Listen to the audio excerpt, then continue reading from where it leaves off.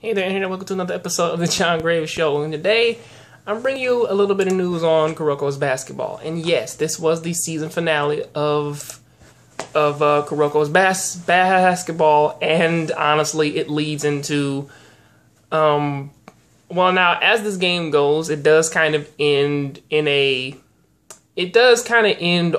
a very climactic note, honestly picking up in the last 2 minutes of the Yosin versus Saren game.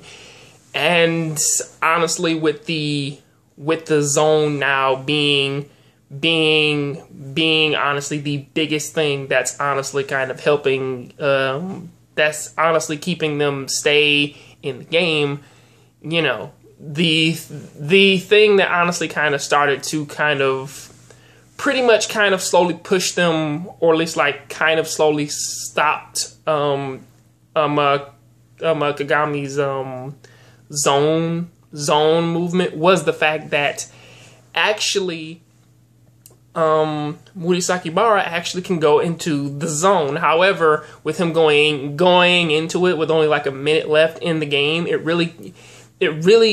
slowed Saren down a little bit, but honestly, it wasn't enough to actually just allow them to retake the game. It does lead up to a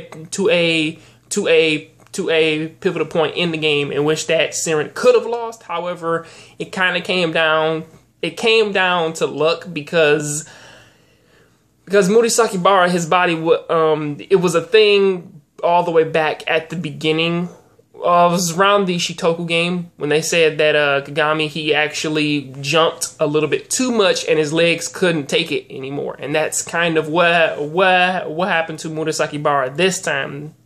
It's almost as if, like, if he would have had the extra strength to jump again, he would have Yosin would have won this game because it was like a 1-point lead off. So there is that. However, you know, with honestly Tepe coming back and him giving whatever he had for honestly the last minute, and honestly helping them and honestly helping out Kagami to apply just a little bit more of pressure onto Murasakibara, it really did pay off in wearing him down, but it really didn't do all that much to really stop him.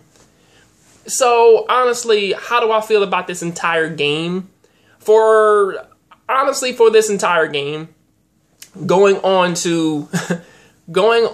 from leading up to what Murasakibara was. Honestly, when it comes down to it, they really needed the zone to stop Yosin. With what Tatsuya had and what Murasakibara had, in which that pretty much, again, he is essentially what Aomine is, but just on defense. And that pretty much is what he is. And it's like, they need the zone to stop him, because if you don't have it, you can't get past his superior defense. And this isn't even adding in what Tatsuya has, and his super superior skills, in which they are super difficult to stop. So honestly, for what this game was, I did pretty much appreciate it a lot. It did feel vastly different from what the Toho game was, but at the same time, it was a bit way more pressuring because it's a bigger difference to go up against an opponent in which that is difficult to stop. However, at the same time, once you flip it, the tension pretty much kind of goes into every time they have the ball, it's a challenge to just get it into the net. So that's pretty much what kind of most of the tension for this episode came from. What did I like about it? Everything. What did I dislike about it? Not too much. I mean, I even like the little breakdown moment leading into this episode when they when everybody pretty much kind of breaks down what how when they're talking about the requirements to go into the zone and everything. I mean, I liked everything about it. The explanations, what they brought, everything. And for this to be the closer in this season, pretty much, I fucking love it.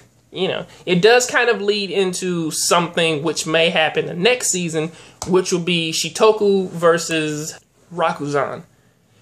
So honestly, we will get to see a game with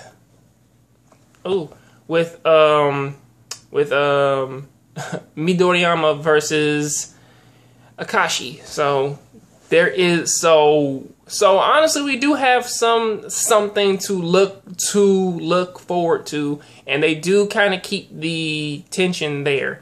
Also, I do believe that Seren's next opponent, it will be Kaijo High School, you know, Kisei's team. So, and give or take with what they had to go through for the last game, when they faced them, when they dealt with Kisei's ability to copy every single ability, you do gotta ask the question, if Kagami goes into the zone now, you really gotta ask the question, can Kisei copy that? And does his copy ability, can it go further than that? Especially since that now he can, well, since he copied Aomine's abilities and his basketball style, you gotta ask the question, can he trigger that up again? And if he does, and he has been looking at all of the other Generation of Miracle players, you really got to ask the question, can he take their abilities as well and use that in the game? I know that I'm kind of just going off into a prediction thing, but Siren and Kaijo, it will happen. Well, the only team that I see them not necessarily facing will be Shitoku, because we've already seen them play. We haven't seen Rakuzan High play yet. So honestly, with how this works, I get the feeling that Shitoku is going to lose. That's just me personally. What do you guys think of this? Did you like this finale? Did you hate it? Did you love it? Please tell me down there in the comment section. I'll catch you on the next John Grave show. So please keep watching anime, keep playing video games. Sorry for making this video over 7 minutes, and I will catch you next time. All right, I'm out. If you like this video and you like anime, pick up this book right here. It's called Mizuki Dragon Warriors. You can pick it up on Amazon. I will leave a link down there in the description. You can go ahead and pick this up for just a few pennies. $3 for Kindle, and you will be living large. So hey, go ahead and check it out, read it. Tell me what do you think about it if you do read it. And hey, I'll catch you on the next John Grave show. I'm out.